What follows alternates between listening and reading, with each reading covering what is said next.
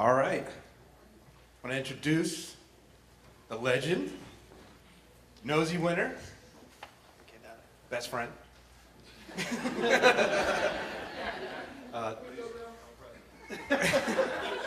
But Dino Casterline, everyone.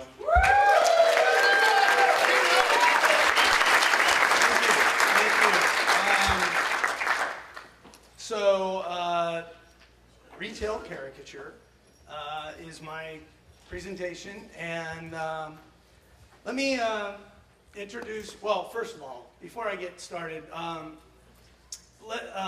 that last presentation was amazing, and a really tough act for me to follow, and I speak English. So, but once again, Kaske, that was great. Really was.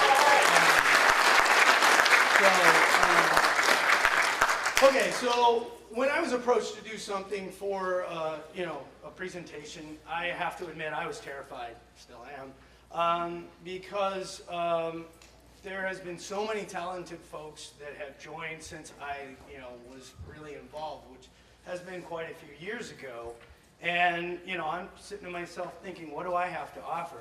And Dave Smith and I, good friend, good buddy, we were talking about all the different things that we have gone through and how the art form itself has changed over the years. And I thought about it and I was like, that's a pretty good presentation. Give a little insight to it, if nothing else for, the people who aren't familiar with where we've been and hopefully where we're going. For those that have been there, a little trip down memory lane perhaps, but as I jumped into it, it's hard. There's not a whole lot of documentation. Nowadays, we can, finish up a sketch, lean back, pull out our phones, snap a picture, post it instantaneously. It's up there. And, we're sharing all the time. But back then, my first cell phone was a brick. And it didn't do anything. It was just, there's a lot of information that I had to really try and dig through. That being said, I want to put up a disclaimer, if you will. We're going to get around to the questions of who, what, where, when, why, and how. But first, this is a game that I play with my family a lot, out first, and I love the rules. Attention, this game is unfair. It is possible for there to be additional appropriate answers, but you may think of them, and if it's not on the list, too bad. Your goal is to match the target answers. On the card, you may have a good answer, but if it's not on the card, them's the berries.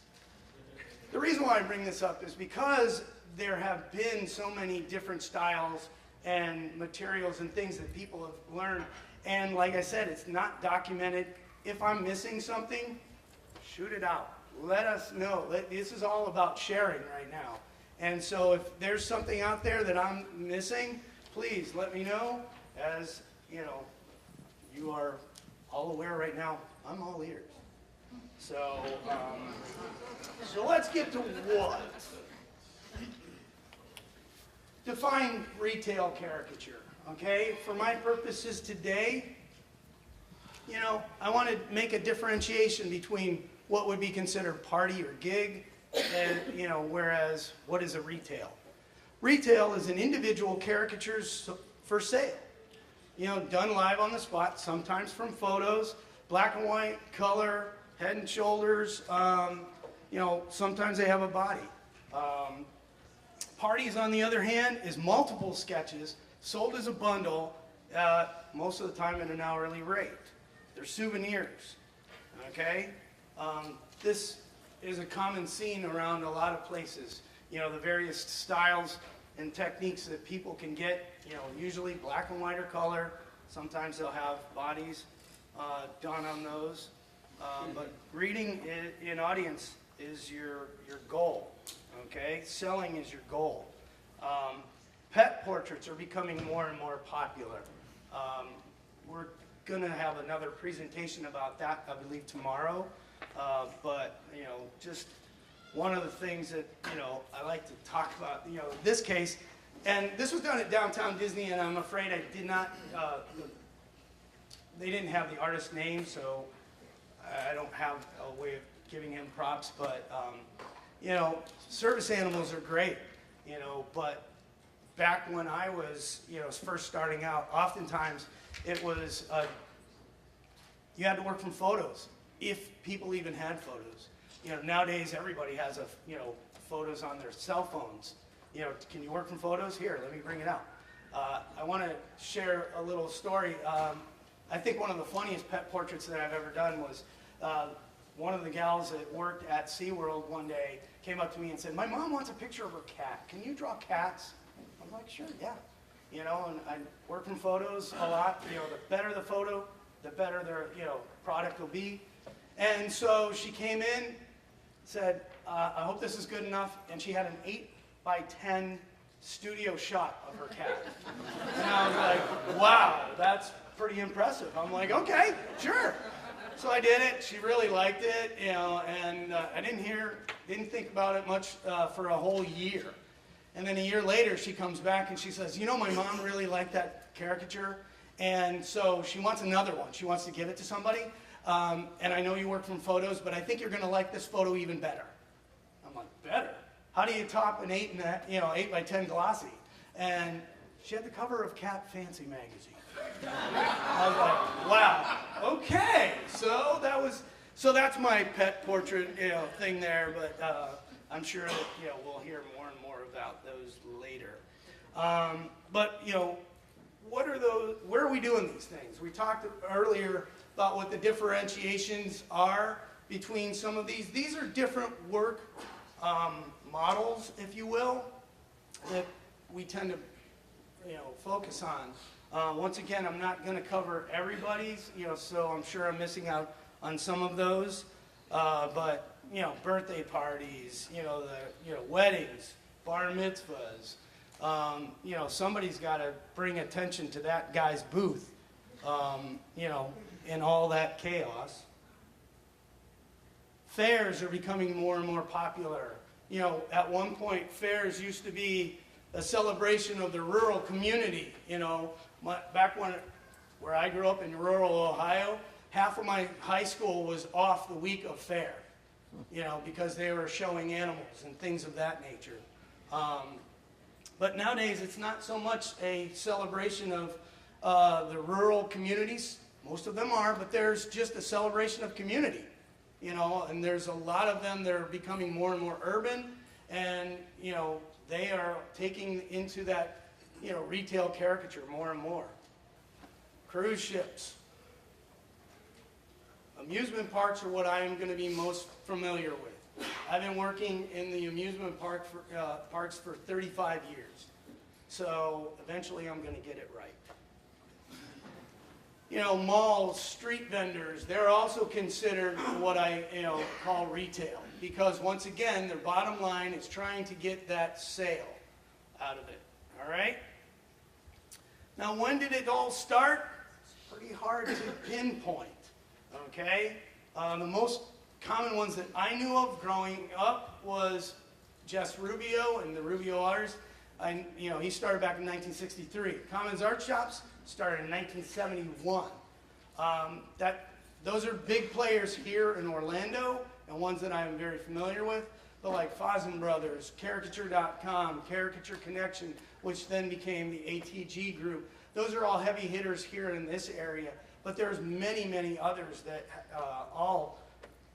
and I don't have dates on most of those because it's pretty hard, once again, documentation. But I will say that caricatures are when basically there's an event, something, you know, a group of people that artists want to take advantage of and, you know, really kind of, you know, give them their service. Claude Monet, he used to come into town. Everybody knows about his famous paintings. He would come into town, draw some patrons at a, you know, bistro or something, get enough money to go over and buy some paint, and go home. And these were done in the late 1800s. You know, depending on where you, you know, first started and when you started, you know,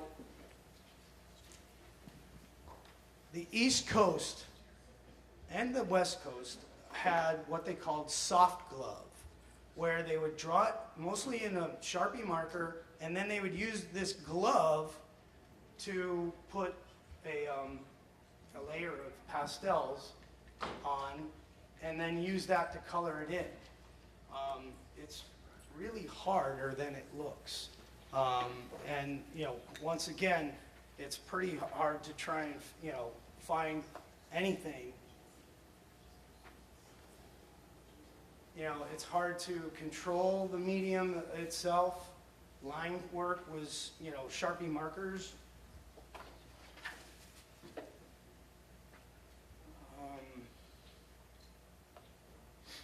Overhead projectors. I couldn't find any reference at all, so I drew this out. This is kind of like what the setups used to be. A really dark hut. They were also popular in hotels in the evenings. Disneyland, or Disney used to do a lot of these. You know, staring into a really bright light, you really needed some help on the way home. Because it can really hurt your eyes. It was also done, you know, with a dip pen, you know, so those drawn on plastic were really hard to control. It was easy to get a puddle of ink real quick, okay? The Midwest kind of was ruled by pastels. This is a version of what Commons Art Shops used to do.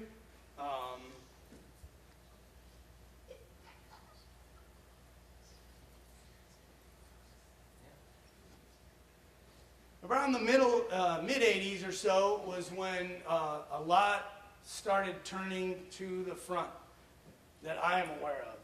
Okay, I know that Commons Art Shops, when we started doing caricatures in 1986, we were doing them from the front, you know, and it was a big deal. It made most everything prior to that was done from a profile. Profiles were simple, they were quick, they were fast. Talk about a quick sketch. In, out, you're done. We used to advertise it, you know, 5 minutes or less. 1985,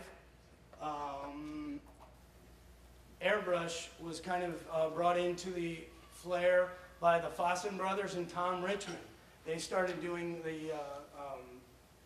them from the front.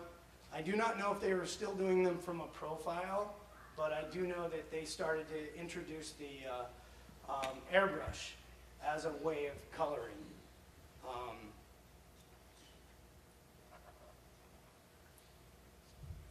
1986, caricatures with Commons Art Shops were using the color sticks. And that's the first that I was aware of anybody using that technique there. We kind of brought that into there. All of them have pros and cons. Airbrushes are, you know, get a lot of areas quickly, but they're fairly hard to control. You know, soft gloves, same thing. You couldn't get a whole lot of really dark, rich colors. It had more of a muted pastel form there. Wax base was an easy way. You didn't have to worry about spraying it, fixing it, but you left it in your car for a while. It could really be a problem because wax does tend to melt. And it would affect the line work of your drawing. Why does things evolve? Why do we stop doing overhead projectors? Why do we stop, you know, doing some of these other technologies, and not always the technology that you think? Acceptance, visibility. Think about the markers and where they started and where they're now. Okay, and they were invented in 1944. They really weren't accepted or widely marketed until Sharpie started using them in 1964. It took 20 years.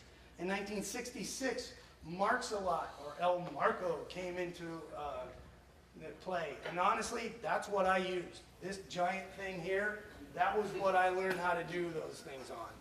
You know, the grouping on the other side, don't we all miss the Marquettes? But there's Copic in there, there's Chart Pack in there, there's a lot of different things.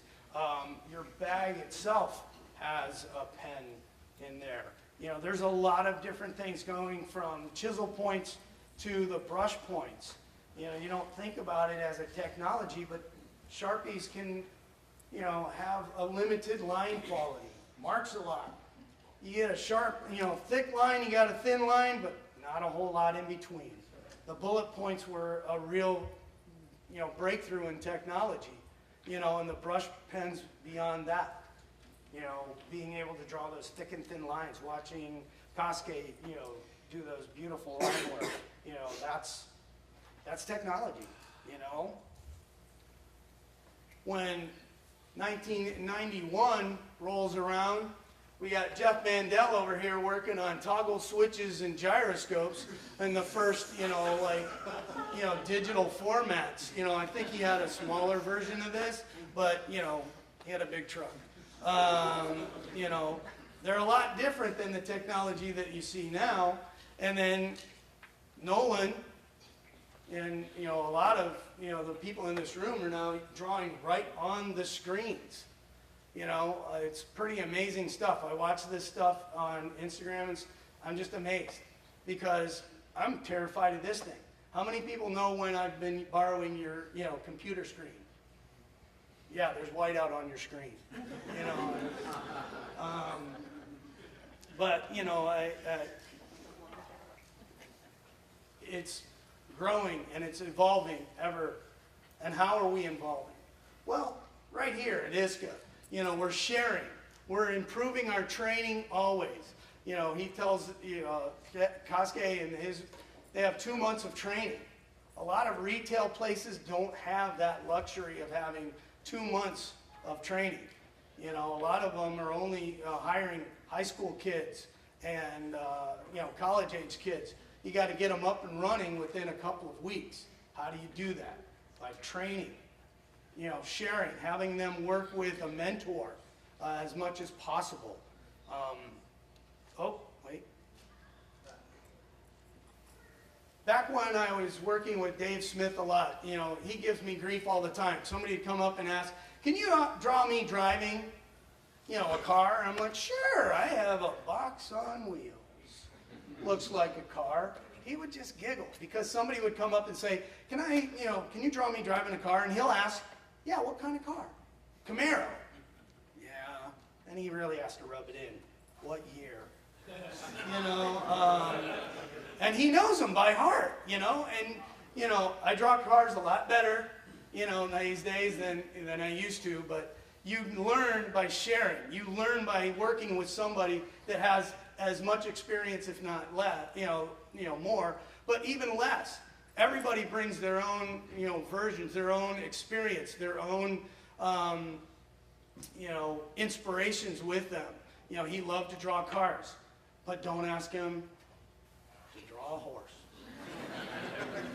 He and I were working at Busch Gardens, and it was hilarious. It was a really slow day, and I was drawing him, and he was drawing me, and so, but I was drawing him, and he's hustling, you know, because my back's turned, and this little girl walks up, and she's like, can you draw me doing anything? He's like, yeah, come on over. And he starts taking him over to his thing, and she's like, can you have me draw, you know, riding a horse? And he stops, dead in his track. He goes, sure thing, sit right over there.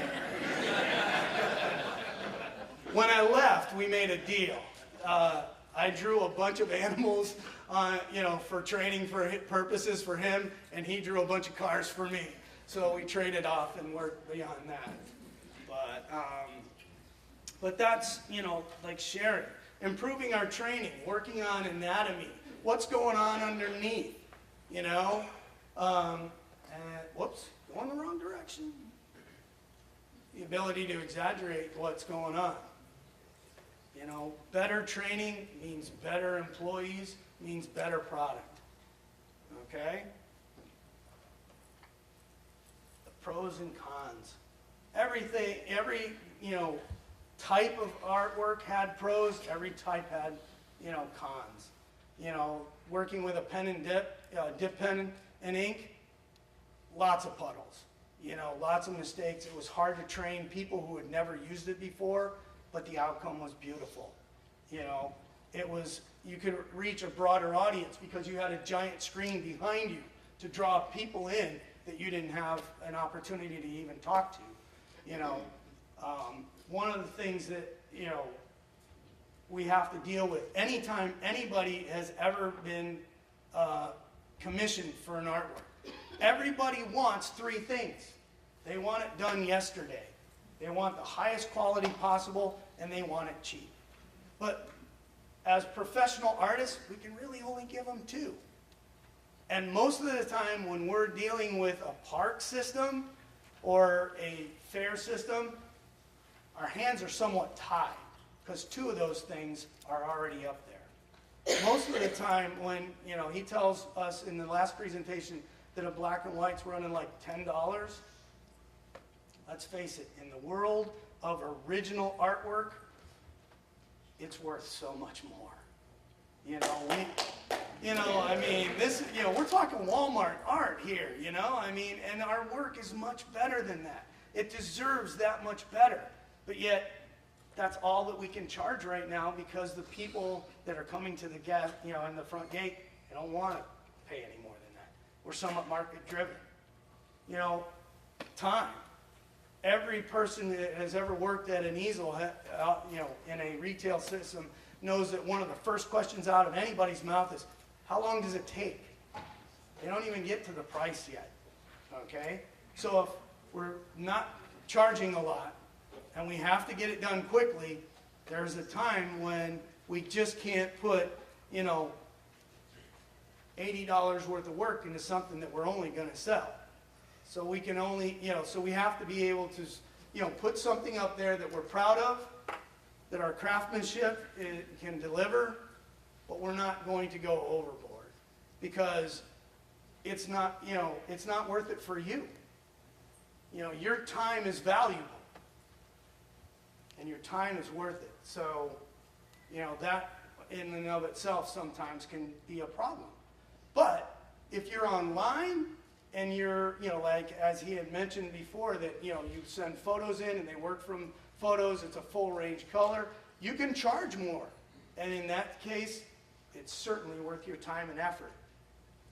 The other thing to consider is, who we're going to find in the future. If you're running one of these operations, where do you find them? Don't be afraid to take a chance at, visiting high schools. Go back even further. One of the things that I will be doing next week is going to my daughter's elementary school because I do it every year because it's fun. But it's called the National Teach-In, and it's a great way to, incite just, expression, and well, not expression, but excitement into being a professional artist. You go to any kindergarten and you ask these kids, who's an artist? How many are going to raise their hand? Every kid in that room. You go back 3 years later, you got one or two. What happened? We got to get that excitement back to them. And when you go and you visit those kids and you have some fun with them, you can share it with them. I had a person that I did a national teach-in with. He was in the 5th grade. I hired him 7 years later because he remembered me. And he wanted, that was all he wanted to do was be an artist. So don't be afraid to go out and find those people. Okay? So what's next? One of the things that I take away from presentations in the past was Tom Richmond once said that, he did this little math graph, and he said that every successful caricature has to have two things: exaggeration and likeness.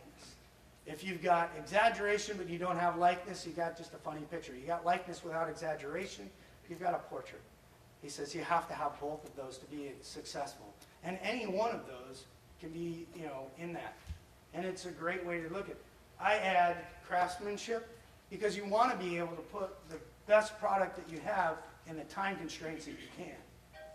And you want it to be fun.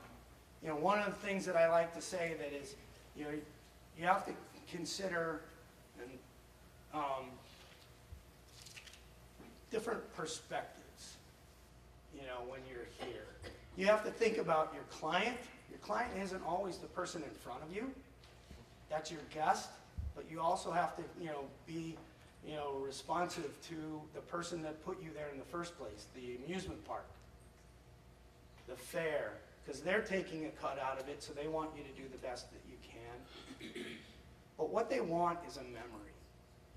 Oftentimes people get upset when they talk about its price per person. What do you mean? Well, it's not the piece of paper that if you want a piece of paper, just give them, charge them a nickel. But it's what you do. And if you do it right, you're not just selling them a piece of paper. You're not just selling them a keepsake. You're selling them a chunk of time. Over the years, they may forget where they had it done. They may forget your name, but they'll never forget that moment. I often talk about this one particular time when I was drawing this, it was a family of 4. Mom and Dad wanted it done to the kids. It was 2 brothers. The older one was like, I want to say 14, 15 years old, but he wanted to ride the rides. And his buddies were here, and he was like ready to go. He was ready to go. He's like, Dad, come on, man, this is a waste of time. I just want to go. I want to ride the ride. They're getting in line. They're getting in line. And, Dad was like, finally, little side comment. Finally, he gets up there, he says, sit down. So he sits, and he's like, so I drew him, tried to get a smile, wasn't happening.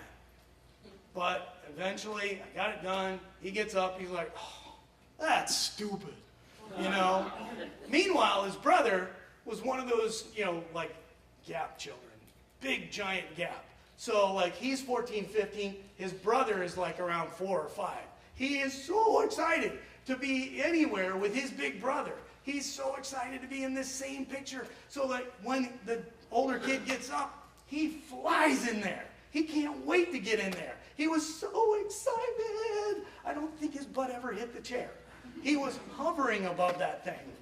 But, I drew that one, and his eyes are big as, all get out. And when they got up, they were laughing hysterically.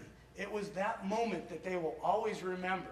They'll look at that thing and go, yeah, you thought it was dumb, and that's what you got. But, that's what you're selling. That's what you're really working on. You really want to sell them a chunk of time. Because if you can do that, and they take a look at that keepsake memory, that's what retail is all about. And I think that's it.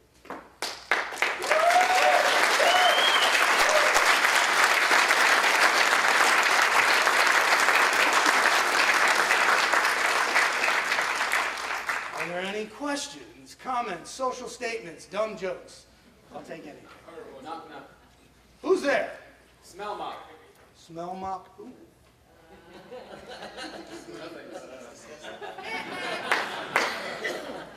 It's just no fun if you don't finish it for them. Yes? Welcome back. Thanks. I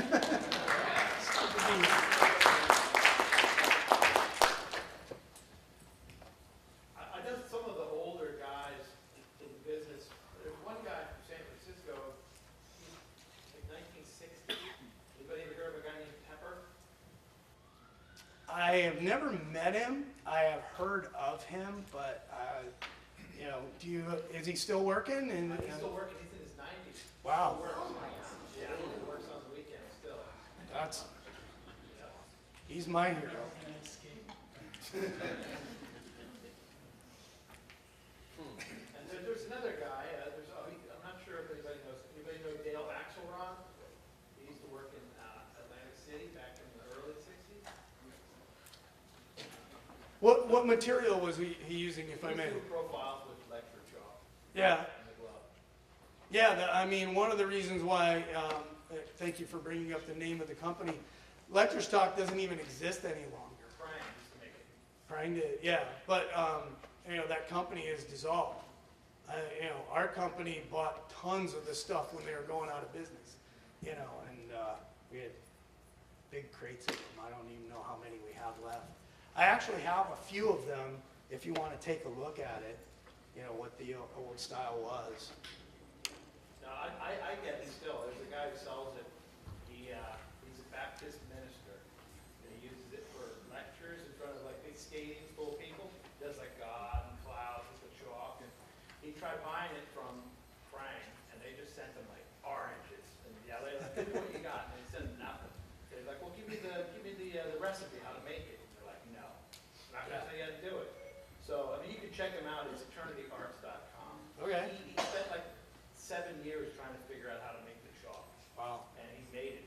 Now he sells it. Really? That's where you get the chalk from now. Which artist most influenced your style? My style? Yeah. Well, when I started, it was kind of an interesting scenario. I was busted for the umpteenth time in world history for drawing in class. And my teacher said to me, after she took it, she was like, see me after class. She's like, I don't want to give you another detention, but you got to stop drawing in my class. I tell you what, I'll cut you a deal. And this is one of those scenarios where it could have gone either way. And it was nice, because she had a husband who was a professor at the local community college. And she said, I'll get you into this class because there's a master coming in, a master class, 3 hours long in the evening. And just come in and I'll get you into the class, but you got to promise to stop drawing in my class. That was an easy deal. So I went there, and like myself, I mean, I don't like talking, and I love to talk, but just not in front of a whole bunch of people. So I'm a little nervous up here, but he was even 10 times worse because everything was like not, monosyllabic. He grunted a lot. Out of a 3-hour class, for 2.5 hours, all we did was watch slides of his work, and he was just hitting them as fast as he could go. And he never talked about who it was or anything. The most he talked about anyone was this one particular slide. He goes, huh, that's my brother-in-law. Looks just like him. And then he kept going. I didn't know what his brother-in-law looked like. I didn't even know what he was doing. So, but when I was done with that, he takes a 10-minute smoke break, comes back, draws 2 people, doesn't talk throughout the whole thing, doesn't do a question-answer period, grabbed his stuff, and basically ran out the door. But I needed to figure out what was going on because it was the reactions of everyone around me. They laughed at the drawings. They laughed at, the process and everything. And I love to make people laugh, And so I'm like, I got to figure out how to do this. So in rural Ohio, there's not a whole lot in the local library. And there wasn't the internet. So you did whatever you could. Pat Oliphant, Jeff McNelly, they were, political cartoonists of the time. And those were ones that I was really trying to, look at because I could. Later on, I started, I found, oh, wow, Mad Magazine. So I would, copy those things there. I would take it a little further than that, in the sense that if there was a, parody about, Rocky, Sylvester Stallone, something like that, I would take those pictures, go to the library, try to find any pictures of Sylvester Stallone, put them side by side, and try to figure out exactly what it was. My style has been evolving throughout the years, and I would say that, like all of us, you look online, you look to see who's out there, who's there. But like Dave Smith, challenged me, and we pushed each other a lot through the course of the years. I love the line work of an Al Hirschfeld, thank you. I love the, volume that you can see in Sebastian Kruger's work, the anatomy that's underlying any of that. I'm fascinated by, anatomy. I take life drawing classes a lot and teach them from time to time. So, yes? I know you have some profile caricatures, like portrait-like caricatures. Do you ever train or do a lot of portraits? Yes. For Commons Art Shops, yeah. I've done portraits for those as well. You enjoy that?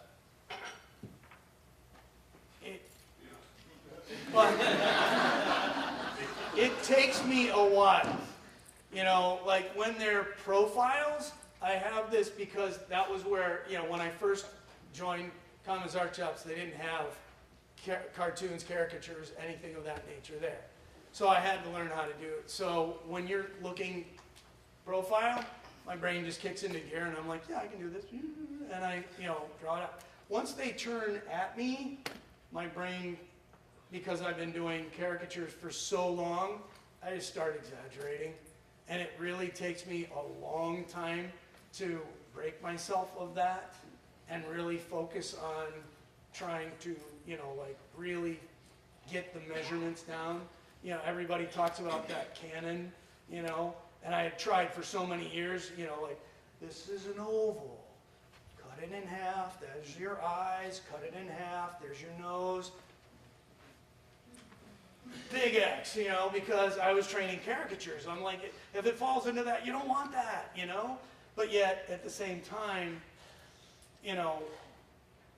there are measurements that you can use to work in getting a natural, pleasant-looking portrait. And, there's some really great books out there.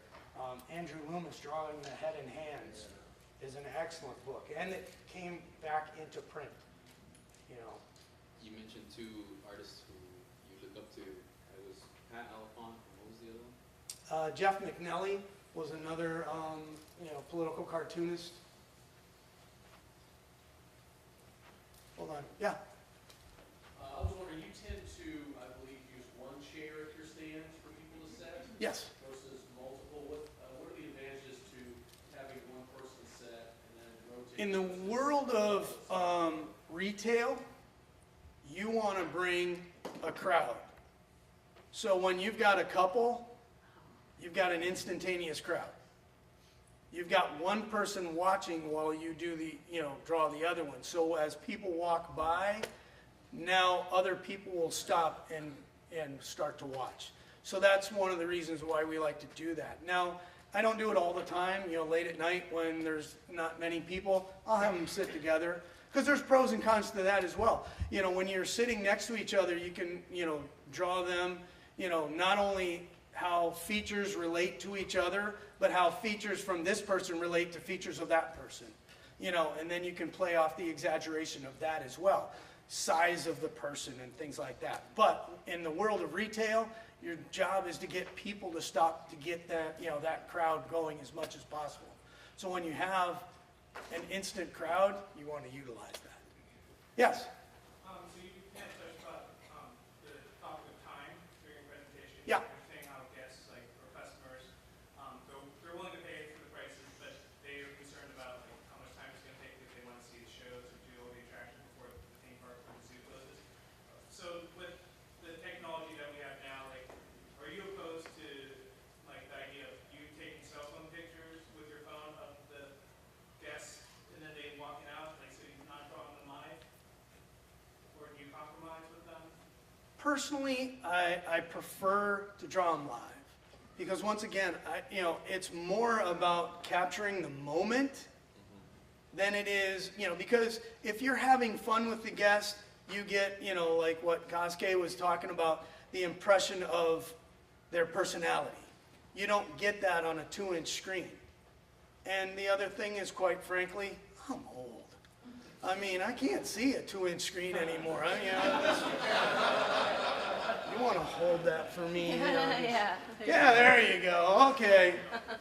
All right. Yeah. I mean, but it's more about the interaction that you're having with your guests to really play off each other, to really build momentum. Because the other thing is, like the issue of bringing in that that crowd factor. If the crowd around you is having fun and they get involved, then they're your next customers. And you can't get that when you're staring at a 2-inch screen and, people just walk past you. They don't even want to bother you because they were going to stop and ask for directions to the bathroom, but I see you're busy. Don't worry about it. I'll come back. So those are the, so yeah, I mean, in some ways, yes, I do think you're compromising. But once again, we're talking about retail versus something else. If I'm working from, in a studio factor, send me your photo. That's a whole different area. years ago, you actually came to my park and I got to watch you work for a little bit. And one thing I really loved that you did was, well, your drawing was amazing, but you were also like super entertaining, which is like something I can't help the way I look. Go ahead. Very entertaining. I struggle a lot with like talking when I'm drawing. Like it's hard for me to balance juggle those two things. So do you work on like being entertaining as like a specific skill set that you try to work on, or does that come naturally, or is it something you think about? For me, it comes naturally. For a lot of people, I can see where that's not, something. Like once again, I'm really better on a one-on-one than I am one on 800. But yet, I can kind of train that, in a sense that you work slow. You get them comfortable with that. One of the easiest things you can do is train somebody to, just ask specific questions that lead your guest into a conversation. Where are you from? And then you can kind of build on that, like, you know what? I know the capital of every state. Go ahead, quiz me. What do you got? Washington, capital W. Okay? The capital of Michigan is M. It's and you can just, some of them are tricky. New Hampshire has two. And those are simple, like tidbits that you can give somebody to work on, and then they can build on top of that, One of the funniest things that I've ever, I often love asking little kids if they have a boyfriend or a girlfriend, because moms get involved and, so like a little boy is sitting in the chair. I'm like, how many girlfriends you got? And oftentimes you'll get the none. And I'm like, oh, you're dating a nun. That's good. So you like a woman in uniform. I like it. That also explains why you're hanging out by the penguins. Yeah, I get it.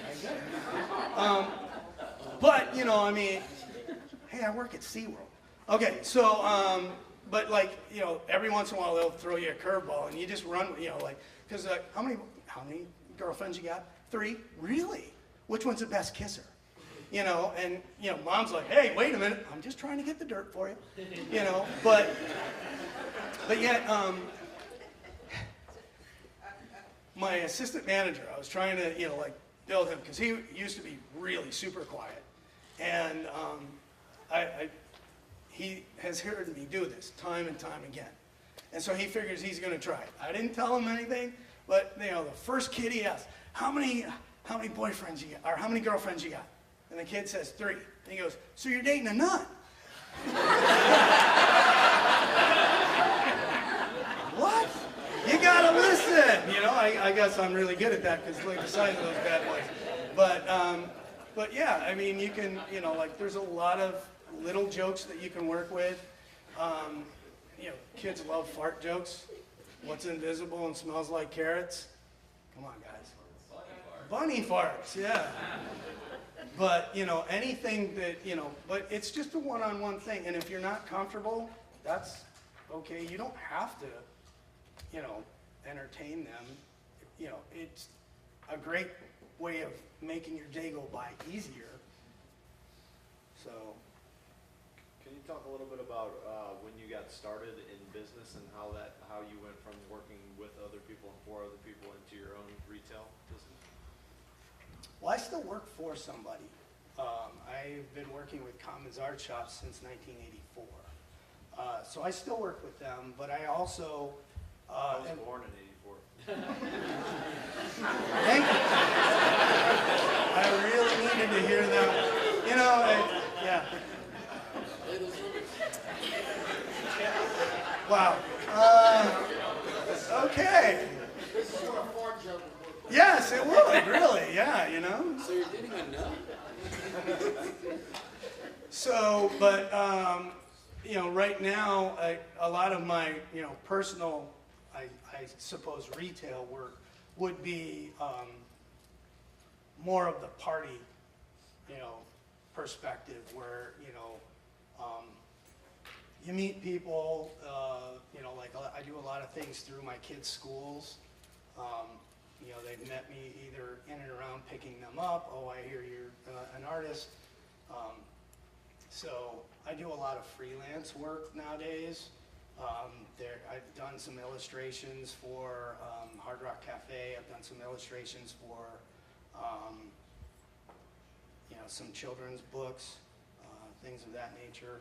But as far as retail goes, I'm still working with Commons Art Shops. So, Thanks. anytime. After 1984. Yeah. Anyone else? Well, I hope it was somewhat entertaining. I hope you picked something up out of it. And thank you very much.